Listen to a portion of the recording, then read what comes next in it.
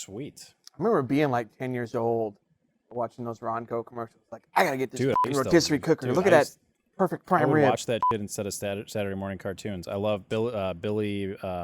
He's dead now. Nope. We're doing this one stone cold sober. At least you think. Find out if you have a personality for real. I don't.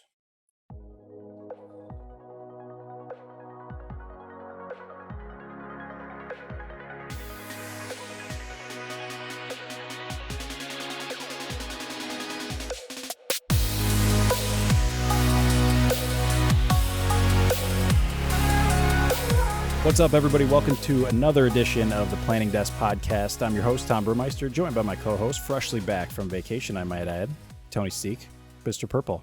How you doing? Welcome back. I'm good. This is actually, yes, the cat's out of the bag. You and I both, well, I was on vacation. Our producer was on jury duty. I had a quick getaway. You had a quick getaway, not as long as mine. But yeah, so we're a couple days late. It just goes to show that we were unprepared for this. But it's funny. We come back to a lot of news. Yeah, we do. Before we get there, how was your trip? Oh, it was great. Went out to Willamette Valley, met some friends up there who are traveling up the East Coast or West Coast. That is in Oregon? Yep, it is in Oregon, just about an hour from Portland. Had been to Napa, had not been there. Like very lovely wine country. It's a lot more chill than Napa. Had some great Pinots. A lot of great wine, a lot of great places, but yeah, it was beautiful. They had like 30-year record high temperatures too, so like 75, 80. You were in Hilton Head? Hilton Head Island. We take the kids there every year. It's funny, when I talk about our family quote-unquote vacations, they're not vacations. Yeah, they're trips, right? When you have 5 kids, you pack up a van and you drive 16 hours. There's no vacation. Survival. Yeah. It literally is survival. But yeah, we do that a couple times a year. We drive down there. It's the more economical approach when you're trying to, flying 7 people somewhere with pack and plays and wheelchairs and strollers and et cetera, et cetera. So yeah, it was good. Hilton Head's a great spot for kids. Weather was decent. South Carolina, off the coast of South Carolina, right by Savannah, Georgia, Tybee Islands there. A lot of fun. I was there during the PGA event. Yes. I tried to walk on. They denied me entry, but that was cool as well. So I was there during the RBC Heritage Classic. So a lot of fun. But yeah, we came back to a lot of news, right? And a lot of stuff. And we've come back to a pretty good response to the first 4 episodes, especially the last one with Corey. And now we're kind of moving forward. We have tons of speakers lined up. We do. We've actually had inbound requests for speakers, which has been flattering. Guests. But before we do that, we thought we'd have an episode just kind of on the news. Yep. Right. And, because there's a lot of stuff percolating around the new administration and some of their thoughts for taxes. So we're going to kind of go into that a bit. And then we're going to talk about how technology kind of solves that, in particular Naviplan. But yeah, this will be a fun one. I think it'll be quick, informative, just really around that topic of the advisors, how they get ready for significant changes, how they prepare their clients for that, how they educate themselves on that, and the technology. Yeah, no craft beer, no rum chata, just what you see is what you get. So we'll give it a whirl. This is weird. Yes, this is just us, nice and sober, talking about stuff. Well, here we go. Here we go. All right. When we come back, we'll talk about get excited. We get excited about administration changes and taxes and capital gains. When we come back on the Planning Desk Podcast.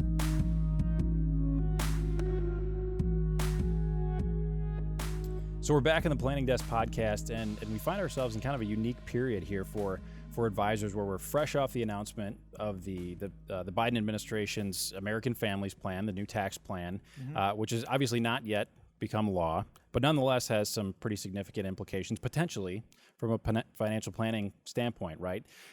So despite the fact that there differences will emerge between what we see here and what ultimately will become law. Now, who knows how that will be? Advisors nonetheless are going to have a lot of inquiries from clients, right? Yeah, I mean that's what's no matter what happens, Or right? how you think about it, or Right, exactly. Your political position aside, right? The proposal gets floated out, right? Some of it might become law. There might be some permutations and changes, but the fact still remains that it's very topical, and changes are coming. right? And changes are coming potentially. And so advisors are, it's actually, when you think about like advisors, they probably deal with some of the most career changing regulations Sure. Absolutely. professionally, right? Mm-hmm. So how, as an advisor, put your financial advisor hat Yeah. on. And my question to you, Tom, is how do you stay apprised of this kind of change? Right. And I think, well, first of all, let's make a note that someday maybe I'll get a financial advisor hat and I can actually put it on. I think can you do that, Guthrie? Can you make one? We can try that.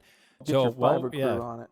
yeah. While we ponder that, I think certainly I think you immediately have to go into the mode of educating yourself first of all. But the way that you ultimately are going to become intimately familiar with the proposal is probably quite different than how you want to initially communicate this to your clients. And it's a very quick pivot to trying to proactively put together a summary that, to the extent it applies to your client base, you can get something out there so at least they know that you're keeping track of it, and that when it comes time to discuss it, whether that's now, tomorrow, or whenever, that you'll be ready for it. But a very succinct summary showing that you understand it and you're monitoring is got to be the first step. Sure. So, but let's pause for a second. So so resources, right? Yep. So you unearth those resources. Maybe it's a paid subscription. Yep. Something like a BNA or something free, like the Tax Foundation does a great job. They already have stuff out there. So that's great. Then you digest that and then you communicate that outwards. Yes. And what does that message look like? Well, I think aside from whether you feel comfortable expressing your opinions on it, I think it's the fact of the matter is that you need to figure out, based on your client base, what aspects are going to impact your clients the most, and then start to look at your A clients, your A listers, and probably do proactive reach outs and say, okay, these are the things that potentially could be impactful. So let's continue to monitor this, but we're looking at some potential changes next year for X, Y, and Z. And start to look at what that might look like. Are you going to redo the whole financial plan for all your clients today? I hope not. I don't think that's necessary. But I think it's really about instilling the confidence that you know that this is underway, and that there's going to be some conversations, some changes that we might have to make, and the client's best interest and how it's going to affect them is always at top of mind for the advisor. But it's about educating first. And that's interesting because I think it's really important to point out that so maybe the advisor is doing all that research internally. Maybe they have individuals within the organization that are doing that for them. They're getting these digests and they're tracking it closely, right? We all watch CNBC. We all read the Wall Street Journal. So we're seeing all of that, right? But I think you make a really good point, and hopefully advisors are doing this, or if not, they're going to adopt this. It's the concept of proactive communication. Yep. Saying, hey, we're keeping an eye on this for you. We know it's coming. We know you see it in the news. We should not take action now, right? But we know, and we should start tracking for that because we can plan for that. I think a great example is capital gains, right? So I don't want to go into the details because it's still a proposal, but there's a potential that the capital gains tax on $1 million plus earners won't double, but it'll get pretty high. Yep. And so it's intuitive for an advisor to not only begin to communicate that this potential change is going to happen, but he or she might suggest that we have to take action this year. Yep. But what does that do? That demonstrates intellect. That demonstrates being the trusted source for this news, but also saying we're thinking about that. Oh yeah, checking that box. The pure act of checking that box from a proactive communication standpoint, like you said, that in itself is huge to be able to do that. Just sending it out and letting clients know you're thinking about them. Then I think, having some specific conversations potentially about some actions we might want to take now, or at least start thinking about some contingency plans. For example, if we play on your example, somebody who's thinking about selling a business. Well, maybe you want to think a little harder about that, or at least start going through the motions of maybe getting a little bit more serious about that, just in case. Or even on maybe a different end of the wall spectrum, somebody who's thinking about buying their first home. If you're working with perhaps the children of a client or doing multi-generational planning, somebody who's going to buy their first home, potentially looking at a decent sized tax credit. So all that stuff. I mean, as far as like definitive action, you must do this now. No, but there's a ton of value in encouraging your clients to start thinking about it, because ultimately it's their desires and what they want to accomplish that's important. And taxes oftentimes can play into that, but getting them to kind of start thinking about certain things, maybe more than they were before, is a huge first step for sure. Yeah, and I actually, bring up a good point. So last week we had Corey. Last episode we had Corey on, and he talked about Mobile Assistant and the dictation services that he provided, and how you, after a meeting, you immediately have your notes dictated. Yep. Right. And your point's really relevant there, right? So what if the client uttered that they're thinking about in the next few years selling their business, right? And if you didn't take those notes immediately and have them added into a CRM such as Redtail, you would forget that was mentioned. And in light of the potential changes to capital gains, you might want to accelerate that, right? Which is very powerful, using technology to keep track of those things, such as someone uttering that they're thinking about selling their business, and knowing that capital gains in 2021 could be significantly different. So talk about the power of technology, but the power of discovery too. Now, let me ask you another question. Do you think, you brought up a good point about, kind of summarizing and digesting and distributing maybe the tax code changes and how it might impact your clients. I would challenge you to go a step further and think about, can we even get more personal and say to, can you, even in Naviplan or even in the CRM, break apart your clients into kind of sectors that might include, okay, this group, we know the 401k credit impact will hit them hard. This group, capital gains will hit them hard, or whatever that is, hard or soft. Could we do that? Can you compartmentalize that messaging? Oh, yeah. There's been so much good stuff over the years written about just the act of segmenting your book of business, right? Like, does your book of business exist as one big list of clients, just with their names and all the other information you know about them? Or have you gone through and segmented the business owners, folks that fall at this level of the wealth spectrum versus these folks that are thinking about this, folks that have these concerns? Your ability to react quickly and deliver personalized messages without having a nightmare of sorting to do in order to just get this stuff out, huge, totally huge. And technology is a huge enabler of that, for sure. So even that aside, we'll definitely address marketing automation tools, SnappyCrack and FMG, all those folks that do that, right? But you can do it on your own. If you break up your book into thirds. It's the thought process that's the most important to get started, right? Exactly, right. And if you're a one-person shop or you've not invested in marketing tools and you send out these emails, look, you can even break it apart in, like I said, thirds or, whatever that is, whatever those groups are. And then you can summarize the email. The top of the email says, hey, we're watching this. These are the 3 things we think will impact you. These are the other 4 things that won't, but we're watching them. And then just resort those for the 3 different groups of your clients. And wow, just like that, you personalize the message, made them see you're watching it specifically for them, right? This is unique to you, which builds confidence and, again, demonstrates that advisor gamut. Yeah, and that truly is the next level. Because let's be real, you might do an amazing job summarizing the everything that's in the proposal, but let's be real. I think there's a ton of good summaries out there already, not even 24 full hours later after it comes out. So clients can get the summaries anywhere, and if they get it from you, great. It shows that you're being proactive, like we talked about. But that extra gamification of the personalized, how it may apply to you, and being able to do that quickly, that takes it to a completely different level. And boil it down for them.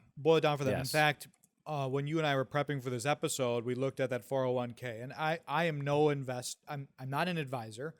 I'm an investor, and a naive one at that. And I had a hard time comprehending the 26% credit versus the deduction. The deduction, right?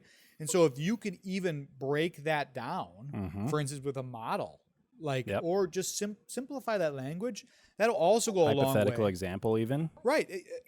Perfect example. Like if you could break it down, say, if you do max contribution, this is what's going to happen to you based on these. I mean, that kind of stuff will be so powerful to your clients.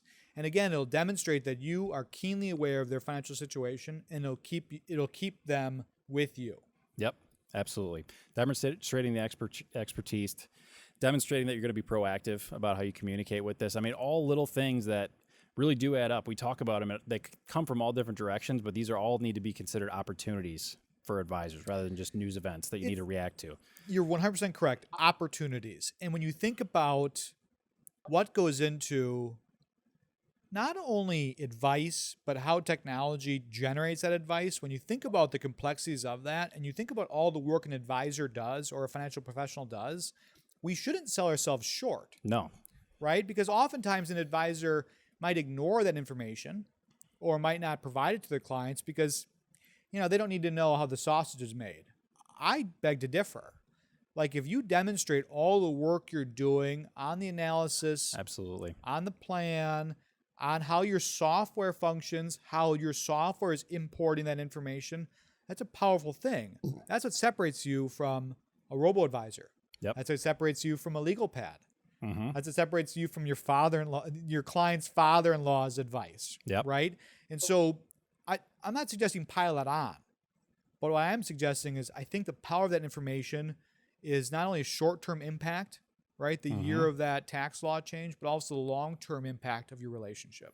Right. And on the opportunity side of things, you're the marketing guy, not me. But what is the saying? Like any news is good news? Yeah. It's sort of analogous to that, right? I mean, it's an opportunity, like I said, for you to get in front of your clients for something that they probably know is happening and may even be somewhat educated about, but so much value in just being on that client news feed, essentially, and having you adding value because of it. Yeah, don't think, what a good conversation, but don't think we are suggesting you invest in, industry newsletters that you can share or marketing tools. Again, those are all great. There are some great tools out there that empowers advisors to not only send out messaging and social media, but also where you can purchase that content, right? And that's very niche or unique to you. Those are great assets and tools. But we're not suggesting you need those tools. No. What we are suggesting is that you use your intellect, you use free resources, and you begin that process. And as you grow your book of business and you add more staff, you ultimately then can invest in those technologies, in those distribution channels, which will further power you forward, right? Yeah. So it's baby steps, right? Just think about how you digest that information, think about how you disseminate that information, and how you can make it more relevant to your clients. Right. And I think it's all about, do you have a process in place already? Because if you do, it's a matter of, okay, let's tell our clients about this, or let's get in touch with our clients, as opposed to, what are we going to do to tell our clients about this? Because now you're already behind. Right. So we touched on something that I want to kind of to address in this next segment, and how technology is performing these functions behind the scenes, right?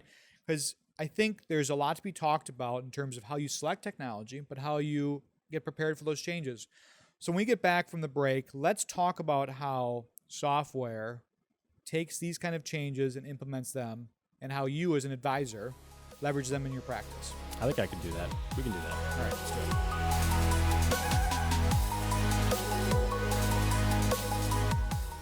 Welcome back, everybody, to the Planning Desk podcast. We just got done talking about advisor practice management around communicating, educating, and implementing some of these changes that happen, quite frankly, frequently within our industry. Like, what happens at Naviplan? Like, what transpires when this kind of stuff drops? Well, all of our beepers go off immediately when someone just vintage Motorola beepers. Yeah, drop everything. What you're doing? No, I mean it's certainly not a drop everything and talk about it kind of thing, but it is certainly something that we want to make sure that we're tracking. First thing we want to look at is, are there areas, new areas that we need to introduce into the code that we don't have today? If it's a matter of changing numbers, it's something to be aware of, and we need to certainly plan for that. But we do start to put preliminary plans together so that if and when certain aspects of this actually do, become actual laws, that it's a much smoother transition. Because as soon as these things take effect, that's when clients start calling and saying when it's going to be in there, and as they should. I mean, their clients are dying to know what their plans are going to look like with some of these changes, so we need to be able to react to that as soon as possible. So we watch very, very closely. Not necessarily developer hands-on keyboard yet, but we start to put some plans together for sure. So it's like product strategy, business analysts. Yep. They all kind of digest it, right? We get We have paid resources. We have free resources to kind of Yep. collect it all together. Then we look at the code base. Yeah, same theme though. Got to, I mean, got to be ready to react and not come up with a plan to react in real time. And I think we've done this a lot. I mean, with Tax Cuts and Jobs Act was dropped late December. That's always fun. So kind of getting that all figured out. We turned that on quickly though, right? Yeah, very quickly. Yeah, and because the cool we part were ready. about that functionality, and it's not relevant in this particular situation, but we had that toggle on and off for the sunset. Yep. Because it sunsets, right? Yep.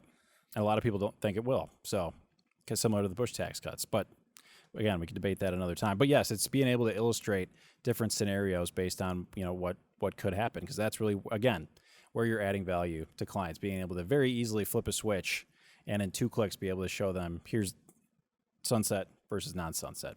Absolutely. We've both been in sales at Naviplan for some time, right? So we've within our careers we've sold Naviplan to advisors, and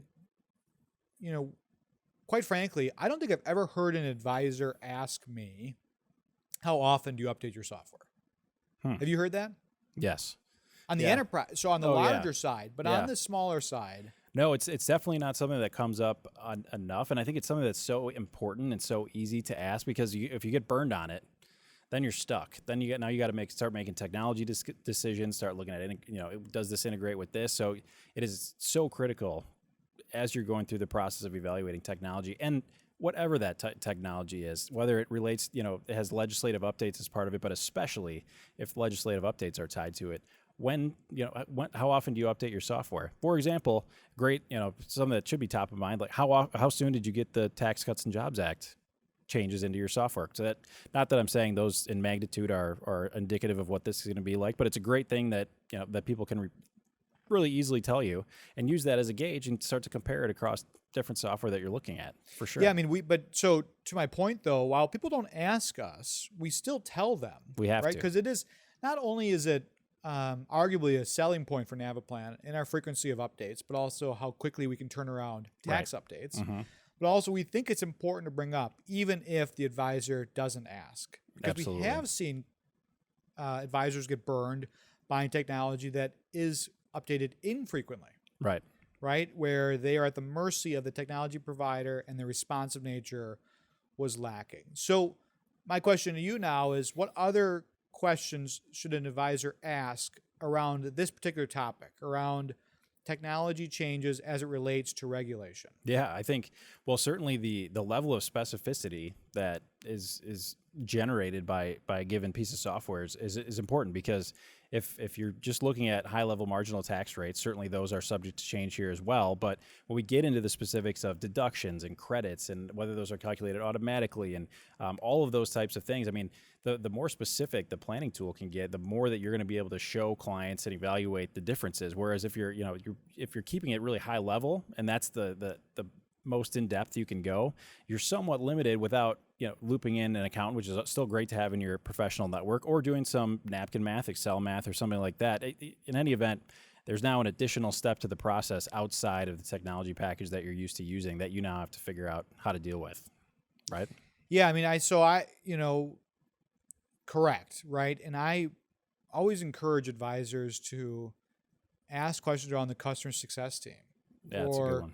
Or the, what informational updates we get from you as a technology provider, because you begin to really unearth some interesting things, right? If they don't have a customer success team, or the support team isn't local, or whatever those questions are, if you ask those questions, it begins to show how much the technology is thinking about you in the future, right?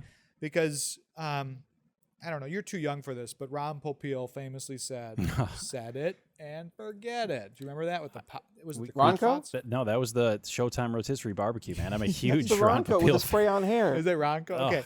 My point, though, is Popeil. not to get distracted. My point is this: there are technology companies out there that sell you software and they're out. They set it, and they forget it, right? So you need to make sure you ask that question, because in the particular case of Naviplan, we have a customer support group, we have a customer success group, we also have a product marketing group that communicates these changes to you. And it comes in a form not only of verbal changes or communications through the support or success teams, but it also comes through a series of, is it webinars, is it email updates? And I think the most important one, though, is the release notes. Yeah. And the power of the release notes is twofold. One, it educates you on the changes that happened within the system, and kind of tells you how we got there, which allows you to double check not only our math, but our logic, right? But it also is a tool that you can use with your clients. Now, I'm not suggesting you share release notes with your clients, right? In fact, you cannot, right? You should not.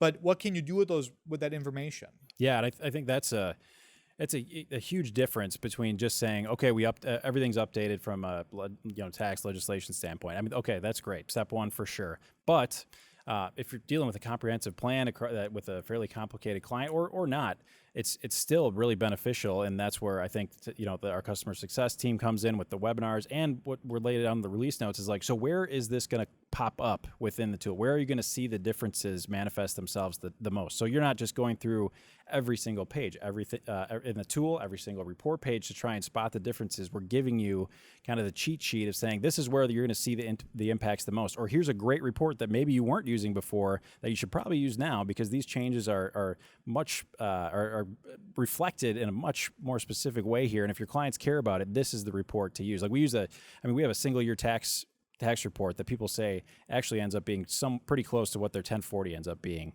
as far as what they're filing. And to be able to use that where maybe you weren't talking about it before, but now to be able to say, here's side by side, look where the numbers are different. That's what we need to pay attention to, and that's where some planning opportunities arise. So that's just one of many examples, but being able to have a head start and where to look, besides the important part of just knowing that it's updated and that everything's calculating correctly, having that second step is huge. Yeah, I think that's the foundation for Gamma as well, right? So there's Advisor Gamma, which is related to intellect, empathy, the understanding of the client, how these things change. But then when you invest in the right software, such as Naviplan or a portfolio management tool that also is implementing those changes, it again further reiterates the value of the advisor, because you're making investments in software that are rapidly making these changes, that are comprehensive, that they don't cut corners, right? So again, it demonstrates that and showcases that value. And I think I mentioned this in the first segment is the advisor needs to celebrate that, right? They need to, in fact, we have advisors that celebrate that they use Naviplan on their website because it is the penultimate tool in comprehensive cash flow planning. But more to that point, if you explain to your clients that, hey, I use this state-of-the-art tool that's updated frequently, that monitors these tax codes, that have business analysts, CFAs, other individuals that are looking at the code base, understanding it, and making those changes. That's value add. Absolutely. That's something more than saying, a robo-advisor might do for you. That's more than, in fact, there are examples out there that we have with clients, and I know these stories about how they've ran comparisons against your. You can do an assessment on how calculations are done with, say, a lightweight robo versus a comprehensive tool, and you can show that difference as well. Oh, absolutely. And I think having that transparency when it comes to figuring out these calculations, that's where some of these robos have great illustrations and things like that. But if you ask, where did this number come from, this specific number, you might have to go through a support process. Maybe you get your answer, but I think especially with Naviplan, we hear a lot that the transparency into the calculations and where they come from is huge. Not saying that other stuff out there is not accurate, because I'm sure it is, but advisors, they're very, very sensitive, and they want to make sure that if they're going into a meeting and talking about a given concept, any question that's going to come up, they need to be ready to react to it. And if they can't, they're not going to use it. They're going to avoid the topic, because that's better than getting caught not knowing how to explain something. So having the transparency to see, okay, this is where the end result shows up, but here's 1 + 2 + 3 + et cetera, and how we got there is huge. And that's not anything that self-service tools or even very, very simple tools are going to have. Yeah, you're exactly correct. And I'll say this again. If you have confidence in the result of your technology, you'll have confidence in your answer to your client. And if you don't have confidence in your answer to your client, either A, you avoid it, or B, you lose that client. Yeah. Right? Because over time, they're going to be like, and that's really critically important, that you stay abreast of what's going on with the technology. Again, how frequently it's being updated, but staying in communication with webinars and updates, whatever those things are, whatever those tools you need to digest the change within the software is going to make you better at your practice, but it's also going to make you more confident, right? And I think so. We've summarized the technology relationship, and we've kind of provided you the advisor with not only like the pre-selection questions you should be asking, but also what you should expect during a relationship, and ultimately how that's going to help you be a better advisor. Thinking back to the regulatory changes, thinking it back to how you select software, when you're picking, for instance, a planning tool, like how would that impact your decision? Well, I mean, it probably impacts it in a couple ways. Are you asking in terms of like how often the updates come through? Like if you right, but asked also that just question? like the comprehensive nature. And I guess Yeah. what I'm suggesting is that we talked about like a lightweight robo versus a comprehensive tool. Think about how you provide advice and how that might relate to what technology you select. Well, yeah, the word comprehensive is important there because there are a lot of great specific, topical tools out there. Great tax planning tools that get into a lot of detail. But the same thing for all the different goals that you can plan for on an individual assessment basis. But we know that our financial life has trade-offs and things work together. So having that comprehensive functionality to know that not only are taxes represented underlying and everything that a tool is doing, but you also have kind of a one-stop shop to go to. You don't have to worry as much about, does this integrate with this? How much manual data entry am I transferring from this tool to the other tool because I have to use this tool for this functionality? So it's integration is definitely important. It's just one less aspect of your tech stack that you have to worry about evaluating or potentially being problematic if you're doing a lot of data entry. So I think that's the most important part for me. Really making sure it's the right tool for you. Yeah. Right. So not even discovery around like regulation, but also just the tool itself, right? And what kind of advisor you are, what kind of advice you provide, what level of detail you desire. Those should all be done in the technology discovery process. Yep. But also you should think about that even before you jump in. Oh, yeah. Right. And in fact, we're going to have a guest on very soon, and that's her practice. That's her job, is Kristen Schmidt with RIA Oasis. That's all she does, is she understands your niche, how you provide advice, the workflows. So that's another great way to understand technology, is to kind of be a little bit introspective on that. So I think that's it, right? We covered a great deal in episode 5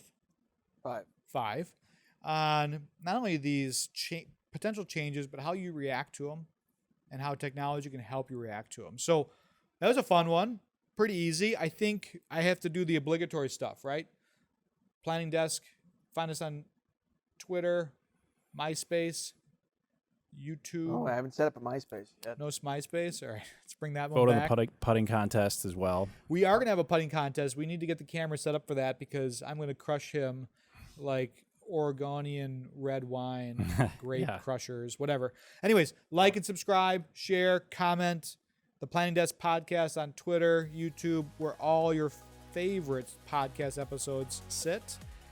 I am Tony Steek with my co-host Tom Burmeister, signing off on the Planning Desk podcast. Planning Desk out.